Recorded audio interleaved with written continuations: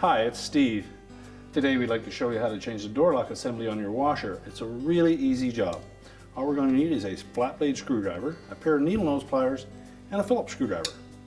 Let me show you how we do it. Now before we begin this repair, the first thing we'll need to do is to disconnect power to the washer. So unplug it.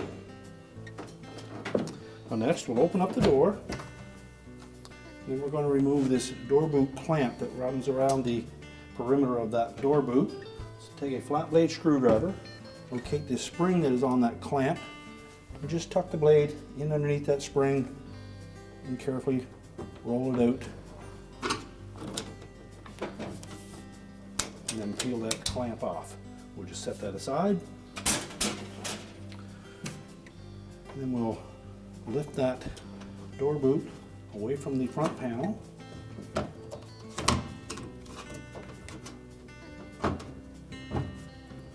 We'll just tuck that in out of the way. Then we can reach in here and locate the harness connector to that door latch, and it comes up from the bottom. So just reach in, locate the harness connector, and pull it straight down off of the door latch.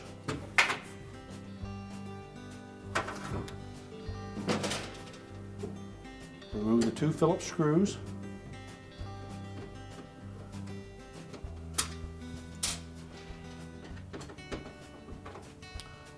And secure that door latch while we remove the last screw.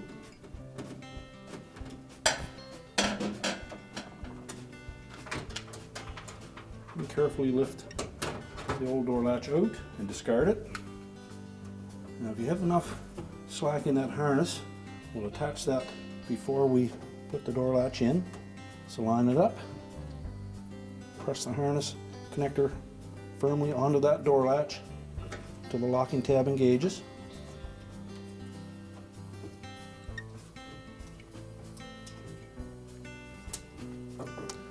Then just pivot that around, hold it in position, and install the two screws.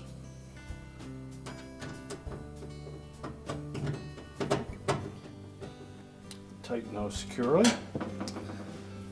Now we'll reposition that door boot, pull it completely out into the opening, and then make sure that it sits over that little lip on the edge of the front panel. There's a groove that will fit firmly over that.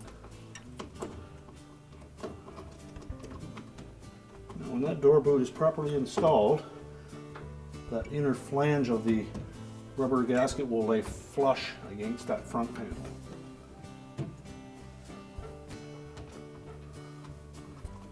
So make sure it's in position. And we'll take our clamp. We're going to locate it so that the spring is at the bottom. And we'll fit the wire of that clamp into the groove around the edge.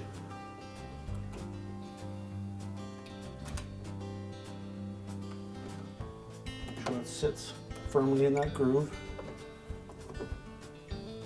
And using our needle nose pliers, we're going to grasp that wire clamp at the end of the spring, and we're going to stretch that spring so that we can pull the rest of the wire into the groove.